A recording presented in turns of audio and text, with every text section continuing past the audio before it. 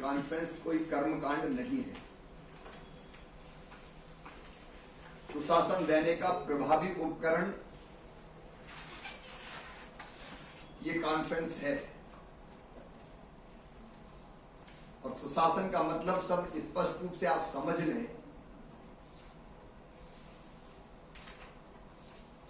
बिना लिए दिए समय पर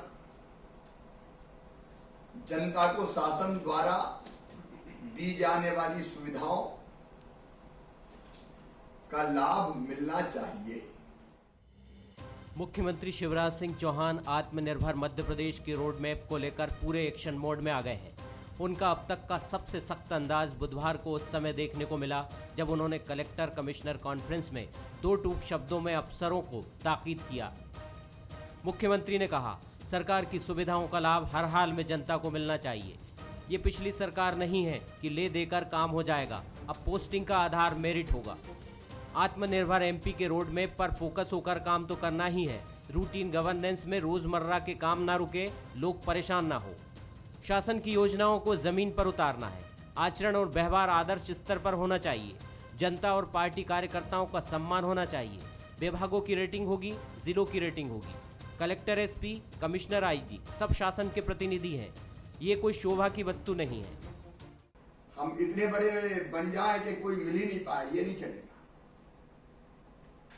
कलेक्टर, एसपी और कमिश्नर, आईजी भी कोई शोभा की वस्तु नहीं है।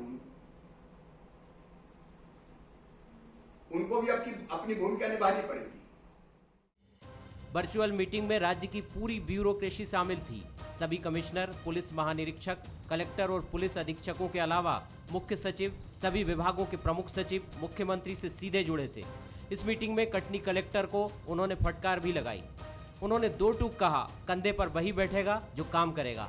काम नहीं करने वाले कार्रवाई के लिए भी तैयार रहे। मेरा किसी से राग नहीं है, किसी से द्वेष नहीं है। जो अच्छा काम करेगा उसको कंधे पे बैठाऊंगा मैं, और जिसने गड़बड़ की उसको हटाने में एक क्षण नहीं लगाऊंगा मैं। अपनी चौथी पारी की शुरुआत में ही शिवराज सिंह चौहान ने इसके संकेत दे दिए थे। पिछले 7 महीनों में सिस्टम में इसका असर भी देखा गया। यह अलग बात है कि विपक्ष इसे दिखावटी कवायद भर मानता है। बड़ी बुरी स्थिति है शिवराज सिंह चौहान जी की। पूरे मजबूर मुख्यमंत्री की तरह काम कर रहे हैं कि मंत्रिमंडल का गठन करना चाहते हैं। 3 मंत्री हार गए, 2 मंत्री इस्तीफा दे चुके हैं, लेकिन शिवराज जी का दबाव है, मेरे लोगों को शामिल करो। यहां तक कि विभागों के वितरण में भी सिंधिया जी का दबाव है। विपक्ष भले ही शिव के बदले अंदाज को अपने नजरिए से देखता हो, लेकिन शासन करने के तरीके में बड़े बदलाव करते हुए मुख्यमंत्री और बीजेपी ने आने वाले नगरीय निकाय चुनाव और मिशन 2023 पर काम शुरू कर दिया है। संकेत साफ है, आने वाले चुनावों में बीजेपी बाकी मुद्दों के साथ विकास और सुशासन के मुद्दे पर वोट मांगेगी। नमस्कार, मैं हूं शरद द्विवेदी और हमारा आज का मुद्दा है शिव का एक्शन, ब्यूरोक्रेसी अटेंशन। तो आपने देखा कि शिवराज जी का एक अंदाज नया है, ऐसा तो मैं नहीं कहूँगा। इसके पहले भी वो ब्यूरोक्रेसी पर बरसे हैं और उन्होंने अपेक्षा की है कि सिस्टम बिल्कुल ठीक से और मजबूत तरीके से काम करे। लेकिन इस टेन्योर में, जो कि एक बहुत ही दिलचस्प टेन्योर है बीजेपी के लिए सत्ता में वापसी का, जिसके लिए बहुत सारी जद्दोजहद भी बीजेपी को करनी पड़ी और आरोपों के कटघरे में भी खड़ा होना पड़ा, तो इस बार ऐसा लगता है कि और अधिक अपनी सरकार की इमेज, अपनी खुद की छवि को लेकर मुख्यमंत्री शिवराज सिंह चौहान सजग हैं, सतर्क हैं और वो ये बताने की भी निरंतर कोशिश कर रहे हैं कि आप ना कांग्रेस सरकार से इसकी तुलना करें और ना और पीछे जाएं तो बीजेपी की जो सरकार रही है, जिसके करीब करीब 12 साल नेतृत्वकर्ता खुद मुख्यमंत्री शिवराज सिंह चौहान रहे हैं, उस टेन्योर से भी कुछ अलग, अलहदा और सख्ती से आगे बढ़ने का रोड मैप इस बार वो लेकर आगे बढ़ रहे हैं। ये बिल्कुल ठीक बात है कि जिस तरह की बातें उन्होंने की हैं, ये बातें बहुत मजबूती और गंभीरता से सुनी गई होंगी, सुनी जानी चाहिए। लेकिन जब जो कहा भी जाता है कि चैरिटी बिगिंस एट होम, सबसे पहले राजधानी भोपाल में, क्योंकि कई बार कहा जाता है कि चिराग तले अंधेरा, तो उन चीज़ों पर भी निश्चित तौर पर मुख्यमंत्री की निगाह होगी और उम्मीद की जानी चाहिए कि वो इसी मिसाल की तर्ज पर राजधानी भोपाल से ही ब्यूरोक्रेसी में एक सकारात्मक परिवर्तन के लिए जो भी ठोस, मजबूत और सख्त कदम उनको उठाने हैं, उसकी शुरुआत वो यहाँ से करते हुए मध्य प्रदेश को, जनता को एक संदेश भी देंगे कि इस बार वो एक अलग अंदाज और अलग मिजाज के मुख्यमंत्री के तौर पर बीजेपी के ब्रांड एम्बेसडर बनकर 2023 के चुनाव में जाना पसंद करेंगे। इसी पर आज हम बात करेंगे। मिलिए उन मेहमानों से जो हमारे साथ हैं। मेरे साथ स्टूडियो में है बीजेपी के युवा नेता, राष्ट्रीय स्तर पर टीवी पैनलिस्ट और पूर्व कैबिनेट मिनिस्टर दर्जा प्राप्त डॉक्टर हितेश वाजपेयी, बहुत स्वागत है। जबलपुर से हमारे साथ हैं कांग्रेस के वरिष्ठ नेता विधायक विनय सक्सेना जी, उनका मैं बहुत स्वागत करता हूं। और इंदौर से वरिष्ठ पत्रकार और राजनीतिक विश्लेषक हर्षवर्धन प्रकाश जी हमारे साथ हैं, उनका भी मैं स्वागत करता हूं। हर्षवर्धन जी, पहली टिप्पणी आपकी, बदले बदले मेरे सरकार नजर आते हैं।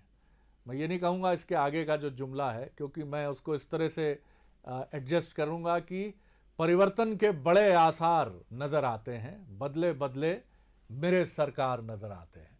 क्या ये बदले हुए सरकार वाकई बदल गए हैं पूरी तरह से, और उन्हें ये मालूम है कि इस बार उन चीज़ों को बिल्कुल भी जगह नहीं मिलनी चाहिए सरकार में जो 2018 में जीत के नज़दीक पहुंचकर उनकी जीत की राह में रोड़ा बन गई थी? क्या कहेंगे आप जी?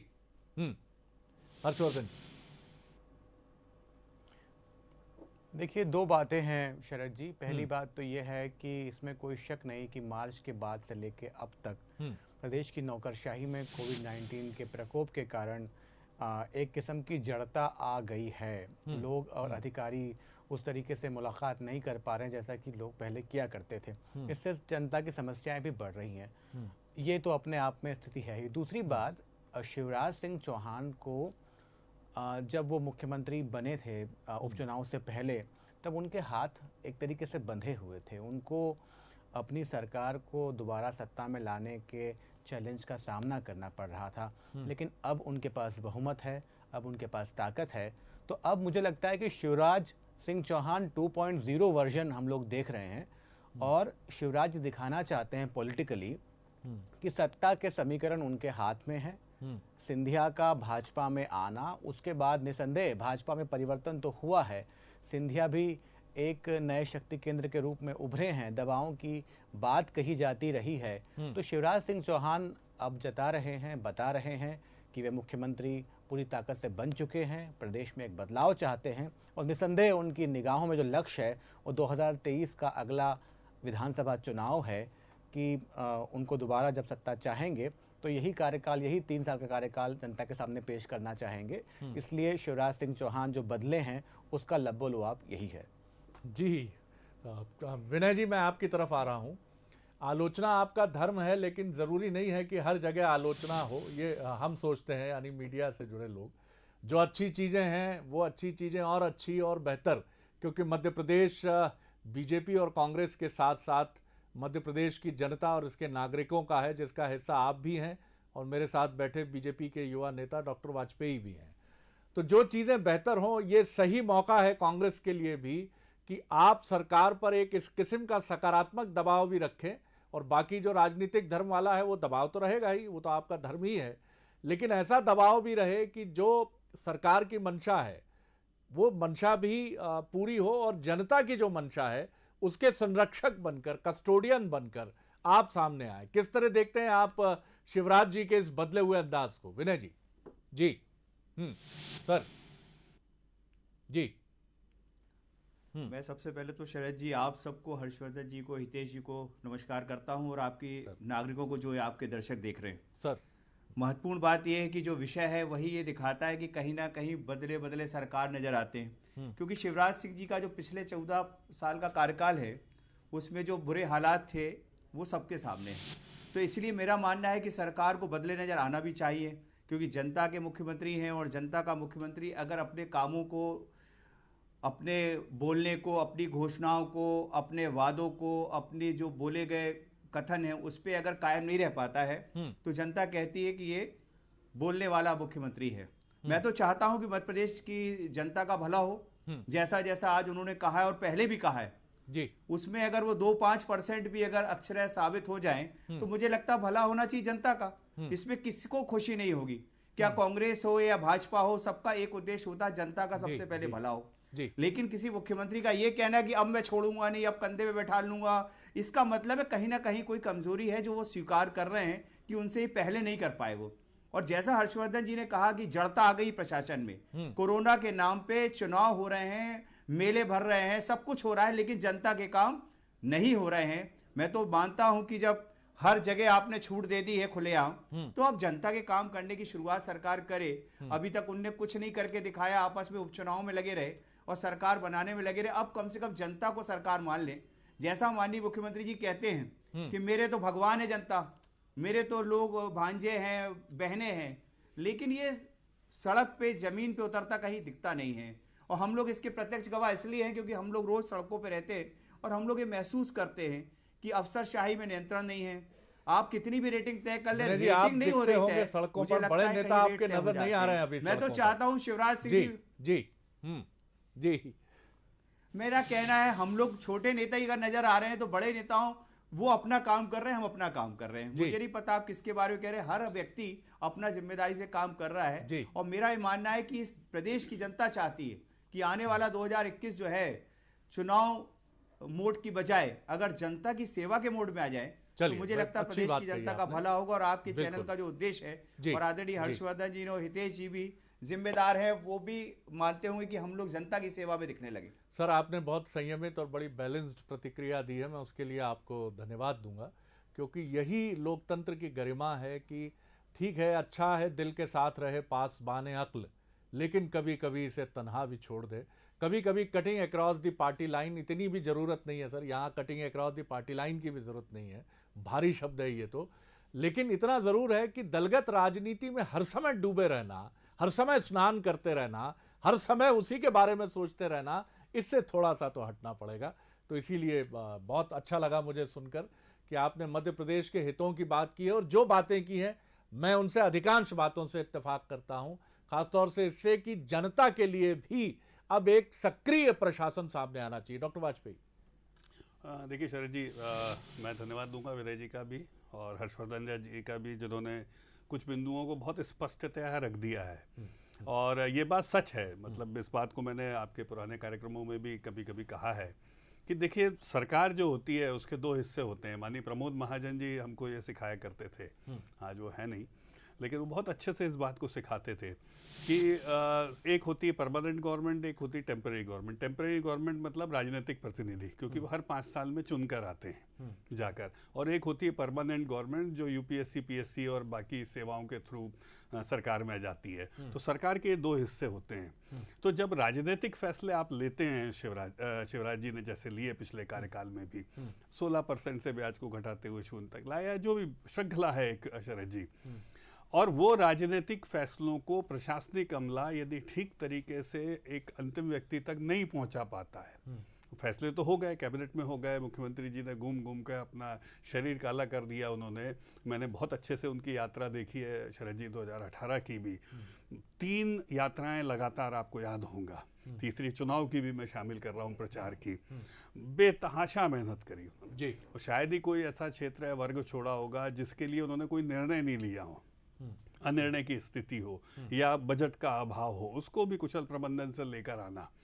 लेकिन उस समय भी मैंने आपको कहा था कि जब ब्यूरोक्रेसी और खास तौर से लोअर ब्यूरोक्रेसी में शिथिलता आती है शरद जी प्रशासनिक, तो प्रशासनिक शिथिलता के बिल राजनीतिक रूप से फिर हमारे विरुद्ध फटा करते हैं।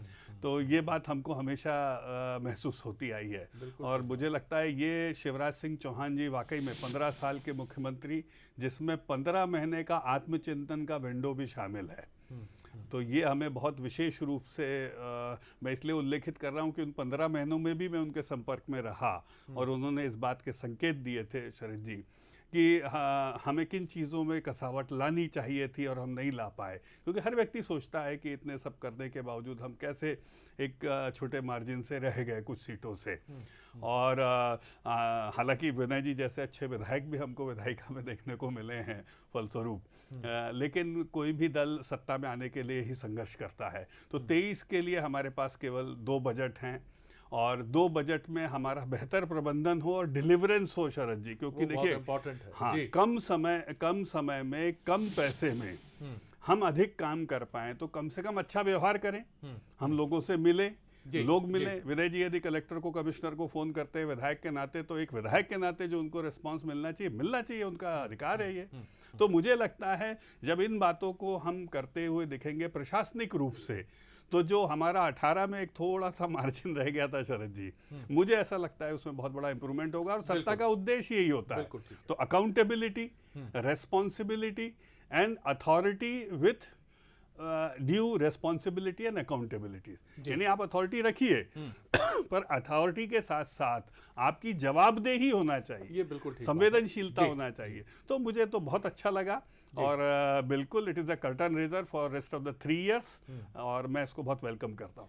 हर्षवर्धन जी, चंद साल पहले मैं एक उस समय के शीर्ष राजनीतिक व्यक्ति के साथ जब हम कुछ पत्रकार गए थे, तो उस समय मध्य प्रदेश के मुख्य सचिव जो उस समय के थे वो भी साथ में थे, और वो जब हम हेलीकॉप्टर से उतरे तो मिनरल वाटर की कुछ बॉटल्स उनके हाथ में थी, और जो सम्मानित व्यक्ति हैं राजनेता वो कुछ आगे निकल गए थे, तो हमने हाथ बटाने के लिए उनकी तरफ इशारा किया कि ये 4 बॉटल्स में से 2 तो हमें दे दीजिए।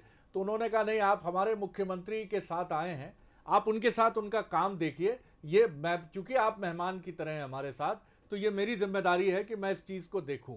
हम पत्रकार इसकी बहुत दिनों तक, महीनों तक और आज भी चर्चा करते हैं कि एक मुख्य सचिव का इस किस्म का विनम्र भाव कि आप 1 सेकंड मत ज़ाया करिए, आप मेहमान हैं, आपके भोजन, आपकी व्यवस्था हम देखेंगे। ये क्या ब्यूरोक्रेसी से ये भाव क्यों चला गया है सर? आपके तेवर क्यों चढ़े रहते हैं? आप क्यों ये मानते हैं कि आप पॉलिटी से भी कई बार, माफ कीजिएगा मैं भड़काने की कोशिश नहीं कर रहा हूं, ऊपर क्यों चले गए हैं? आपकी मीटिंग्स बड़ी फायरी क्यों हो जाती हैं? और आप जब पकड़ते हैं तो निचले और लोअर रंग को पकड़ते हैं। आखिर में बड़ी बातें होती हैं ब्यूरोक्रेटिक रिफॉर्म्स की, लेकिन हम 9 दिन चले 2.5 कोस की तरह वहीं खड़े रहते हैं। सर, मैं नहीं कहूंगा कि ब्यूरोक्रेसी में सब खराब है, बेहतरीन है ब्यूरोक्रेसी हमारी, लेकिन कुछ चीजें इसकी जड़ता की तरफ जो इशारा करती हैं, ये कैसे बदलेंगी, कैसे बदलेगी हर्षवर्धन जी? ये बड़ा सवाल है। जी जी। देखिए शरद जी, आपने बहुत अच्छा उदाहरण दिया और मुझे लगता है कि अब तो बिरला ही उदाहरण होगा कि एक मुख्य सचिव इस तरह का अधिकारी पानी की बोतल पत्रकारों के लिए संभाल रहा है, और इतना सौजन्य, बहुत कमाल की बात है। मुझे लगता है पिछले 10 साल के अंदर जब से सोशल मीडिया का आगमन हुआ है, जो ख़ास तौर पे जो हमारे जिलाधिकारी हैं, कलेक्टर्स हैं, वो अपनी ब्रांडिंग में लग गए हैं, और कई अधिकारी तो सोशल मीडिया के ज़रिए अपनी छवि चमकाते रहते हैं। उससे नुकसान क्या हुआ साहब कि उससे राजस्व की जो प्रणाली है पूरी, वो कहीं ना कहीं शिथिल हो गई है। आपका सबसे आखिरी पंक्ति का राजस्व की कड़ी है, वो होता है पटवारी। अगर आपने पटवारी से नियंत्रण करना शुरू किया तो कलेक्टर तक आप ठीक ठाक कर लेंगे। तो शिवराज सिंह चौहान इस बात को बखूबी समझते हैं कि उनकी योजनाओं को ज़मीनी धरातल पे उतारने के लिए ये नौकरशाही काम आएगी। लाडली लक्ष्मी योजना जिसने शिवराज सिंह चौहान को एक नई ऊंचाई दी, नई चमक दी, उसके बाद वो संबल लेके आए। अब उनके पास ये कार्यकाल है 3 साल का। अब ऐसी कौन सी योजना उनके पिटारे में है जो कि 2023 का चुनावी खेल बदल दे? शिवराज सिंह चौहान पीपल सीएम है, वो लगातार लोगों के बीच जाते हैं, उनसे बात करते हैं, उनकी ही शैली में बात करते हैं। तो जब उनको ये लगता है कि जनता के काम नहीं हो पा रहे हैं और कहीं ना कहीं नौकरशाही बाधक बन रही है, तो वो जैसा कि कहते हैं कि जो सज्जन है उनके लिए फूल से कोमल और जो दुर्जन है उनके लिए वज्र से कठोर, तो अपनी ये छवि भी दिखा रहे हैं। और शिवराज सिंह चौहान को राजनीतिक रूप से बदलना भी पड़ेगा, क्योंकि अब एक नई मतदाताओं की जमात आ गई साहब पिछले 15 साल में, जो कि बड़ी हाईटेक है, जिसको ज़मीन पे काम चाहिए, जो कि जुमलेबाजी में ज़्यादा यकीन नहीं करती। मध्य प्रदेश सेंट्रली लोकेटेड प्रदेश है, हमारे पास पोर्ट्स नहीं है, समुद्र तट नहीं है, लेकिन जीएसटी के आने के बाद हम लॉजिस्टिक्स का बहुत बड़ा हब बन सकते हैं। यहाँ बड़े बड़े गोदाम कंपनी ने स्थापित किए हैं। इसको भुनाते हुए मध्य प्रदेश को वहां ले जाना, जिसका वो हक रखता है, ये उनकी निगाहों में है। यह आपने एक बहुत इंपॉर्टेंट बात की है कि कुछ तो बड़े पॉपुलिस्ट मेजर्स होते हैं जो हर सरकार में हमें नजर आते हैं। उसमें सबसे महत्वपूर्ण चीज है कि आप समाज के वंचित वर्ग के लिए महत्वपूर्ण योजनाओं की झड़ी लगा देते हैं। दूसरी चीज होती है एक माफिया के खिलाफ अभियान। ये भी एक बड़ा पॉपुलिस्ट मेजर है, क्योंकि ये मीडिया का अट्रैक्शन बनता है, बिल्डिंगें गिर रही हैं, वो लोग जो माने जाते हैं कि सफ़ेद पोश अपराध की दुनिया से कथित रूप से ताल्लुक़ रखने वाले लोग हैं, वो जब जाते हैं तो एक समाज में एक प्लेजर भी क्रिएट होता है कि इतना बड़ा आदमी बिहाइंड द बार है। लेकिन उस युवा को मत भूलिए जो चाहता है मध्य प्रदेश में शिक्षा बेहतर हो, मध्य प्रदेश में एजुकेशन का लेवल नंबर 1 हो, जो ये चाहता है कि मध्य प्रदेश में IT पार्क्स जो सूने पड़े हैं, क्रिस्टल पार्क्स जो सूने पड़े हैं, वहाँ पर रंगत आए। साइबराबाद हैदराबाद की तरह इंदौर भी साइबराबाद नंबर 2 का खिताब पाए। तो ये चीज़ों की तरफ भी आना पड़ेगा। पारंपरिक जो राजनीति के टूल्स हैं, टोटके हैं, वो चलते रहे सर, कोई हर्ज नहीं है, लेकिन एक रिफॉर्मिस्ट फेस भी बीजेपी का सामने आना चाहिए। विनय जी, आपकी रिएक्शन, फिर डॉक्टर वाजपेयी से मैं इस पर प्रतिक्रिया लूंगा। जी, संक्षेप में, वक्त कम है मेरे पास। जी जी जी। मैं आपको धन्यवाद देना चाहता हूं सभी को कि एक बड़ी सकारात्मक चर्चा आज आपने की है। मैं तो ईश्वर से भी प्रार्थना करूंगा कि आने वाला जो नया वर्ष है, शिवराज सिंह जी, क्योंकि चुनाव के समय हम लड़ लेंगे चुनाव जब होगा, लेकिन आकर वास्तविक रूप से ये जो आज शिवराज सिंह जी ने कहा है, मैं तो मानता हूं कि इसमें ना सिर्फ उनको खुद के विधायक, बल्कि अभी मैं पिछले दिनों एक प्रतिष्ठित चैनल में बैठा था, अनिल फिरोजिया साहब थे सांसद, उन्होंने कहा विनय भाई जो आपने मुद्दे उठाए जिसपे बहुत सारे जबलपुर शहर के हालात बुरे के मुद्दे थे, उन्होंने कहा मुख्यमंत्री जी तक मैं पहुंचाऊंगा। मैंने कहा आज नहीं 10 दिन में भी आपके मुख्यमंत्री जी कभी मुझसे चर्चा कर लेंगे तो मैं आपको अगली बार जब मिलोगे चैनल में तो धन्यवाद दूंगा। मैं आपसे कुछ मुद्दों पे ध्यान दिलाना चाहता हूँ हितेश जी के माध्यम से। जबलपुर में अनाज घोटाले का एक बहुत बड़ा माफिया चल रहा है, बरसों से चल रहा है। माननीय मुख्यमंत्री जो कहते हैं कि मैं अचानक औचक निरीक्षण करूंगा, उनसे कहिए कि एक बार औचक निरीक्षण करें। दूसरा, जबलपुर शहर में यातायात की बहुत बिगड़े हालात है, पूरे मध्य प्रदेश में है। पुलिस कहती है कि साहब हमारे पास स्टाफ नहीं है, आखिर जिम्मेदारी किसकी है? मैं अब चाहता हूं सीएम साहब पूरे मध्य प्रदेश के यातायात जो शहरों का मेन बाजार है उसको ठीक करने की दिशा में सोचें।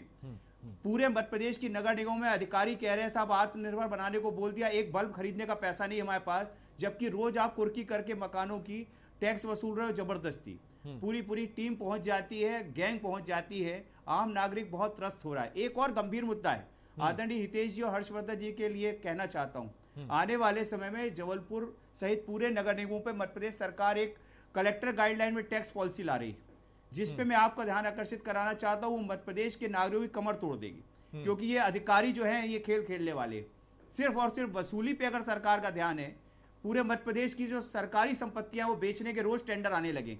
आप कोई भी अखबार उठाइए, रोज एक संपत्ति बिकने का टेंडर आ रहा है। तो क्या मध्य प्रदेश में, जैसा मुख्यमंत्री जी कहते थे कि मैं रोतेला मुख्यमंत्री नहीं हूं, तो क्या मुख्यमंत्री जी पूरे प्रदेश की संपत्ति बेच देंगे तो मध्य प्रदेश में बचेगा? चलिए मैं जवाब मध्य लेता हूं। प्रदेश का चाहे पर्यटन हो, पर्यटन की हमारी जमीनें हो, पर्यटन की होटलें हो, थोड़ा सा इन सब मुद्दों पे ध्यान दीजिए। और खास तौर से हितेश जी जो कि इस विभाग के प्रमुख रह चुके, अनाज घोटाले के बारे में चाहता हूं हितेश जी के माध्यम से कुछ कार्रवाइयां हों, पूरे मध्य प्रदेश में बड़े छापे पड़े।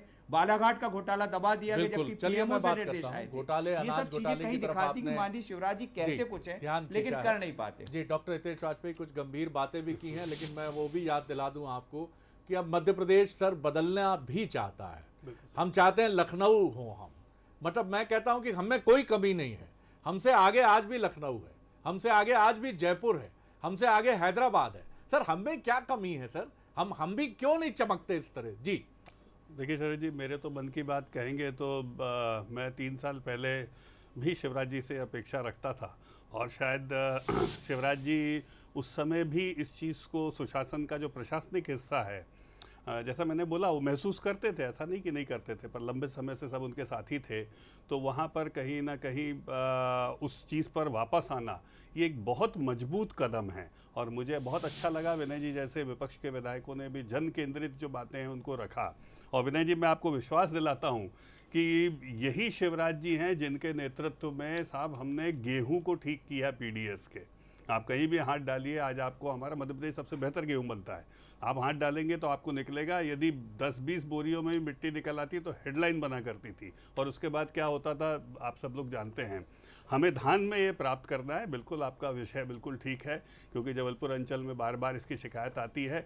और शायद मैं शरद जी का भी अनुमोदन, हर्षवर्धन जी का भी चाहूँगा कि जिस प्रकार से धान के विषय को लेकर पिछले 1-1.5 महीने, 2 महीने, 3 महीने में जो कार्रवाइयाँ हुई हैं वो बहुत सख्त हुई हैं। होता क्या है विनय जी, हम उन कार्रवाइयों को बहुत नहीं कह सकते क्योंकि हम सत्ता में, हमारा तो काम ही है उसको रोकना। तो कई बार उस पर कहना यानी कि आप तुरंत कह सकते हैं कि आपकी कमज़ोरी है, लेकिन नहीं, आप जैसे सजग विधायक जब जब इन बातों को जन केंद्रित रखते हैं तो आप मान के चलिए शिवराज जी वज्र से कठोर होकर उस दिशा में आगे बढ़ेंगे जिसका परिचय आज आपने देखा है। और मुझे पूरी उम्मीद है कि आपकी मुलाकात आने वाले विधानसभा सत्र में जो 28 से शायद है ही ज़रूर होगी इन विषयों को लेकर, और मैं आशान्वित हूँ। और ऐसे सकारात्मक विपक्ष का भी हम स्वागत करते हैं और बेहतर मध्य प्रदेश हम बना पाएँ, क्योंकि सरकारों का उद्देश्य यही है, शिवराज जी का उद्देश्य यही है, उस दिशा में हम मजबूत कदम उठाएंगे। आज एक खबर भी देखकर हमें भी अच्छा लगा, जो प्रशासनिक सरकारी तंत्र की तरफ से खबर आई थी कि कुछ ज़िलों के ब्यूरोक्रेट्स को, कलेक्टर्स को, एसपी को मुख्यमंत्री ने अपने मॉनिटरिंग सेल की तरफ से जो खबरें इलेक्ट्रॉनिक मीडिया या प्रिंट मीडिया की तरफ से आई थी, उन खबरों के आधार पर उसकी पड़ताल के लिए, और कुछ जगह उन्होंने हल्का फुल्का रिप्रिमेंड भी किया है कलेक्टर्स को या पुलिस अधीक्षक को। ये अच्छी बात है। हो सकता है कि इस कार्यक्रम को भी, मॉनिटरिंग में तो कार्यक्रम होना ही चाहिए, मॉनिटरिंग सकारात्मक मॉनिटरिंग की तरफ से मैं शरद जी इसमें विनय जी की एक बात और जोड़ सकता हूं यदि आपकी अनुमति हो जी, कि जिस प्रकार से एक अदालत चलती विधायकों और सांसदों, जनप्रतिनिधि के लिए, उनके प्रकरणों के लिए, इसी प्रकार से मध्य प्रदेश में हम मुख्यमंत्री जी से भी आग्रह करेंगे कि जनप्रतिनिधि यानी विधायकों और सांसदों के जो विषय ऐसे आते हैं उनका समय सीमा के अंदर प्रशासनिक जो निराकरण है वो होना चाहिए, और बिल्कुल उस दिशा में मुझे लगता है कि एक सकारात्मक ये कदम होगा। तो मॉनिटरिंग हो साहब। और इस कार्यक्रम के जरिए विनय जी ने जो बहुत महत्वपूर्ण जनहितैषी मुद्दे उठाए हैं, जिनको इंडोर्स किया है बीजेपी की तरफ से डॉक्टर वाजपेयी ने कि इनकी तरफ बराबर तवज्जो होगी, ये होनी चाहिए। कुछ साल पहले प्राइम मिनिस्टर आर की तरह जो ब्रिटिश पार्लियामेंट में होता है, मध्य प्रदेश विधानसभा में भी मुख्यमंत्री प्रहर नाम की एक प्रणाली आरंभ हुई थी। बहुत सारी चीज़ें, माफ़ कीजिएगा मैं जो शब्द इस्तेमाल कर रहा हूं उसके लिए, कि वो राजनीतिक कर्मकांड में उलझ कर रह जाती हैं। और कुछ ऐसा ही एक शब्द आज मुख्यमंत्री ने भी कहा कि ये बैठक कर्मकांड नहीं है।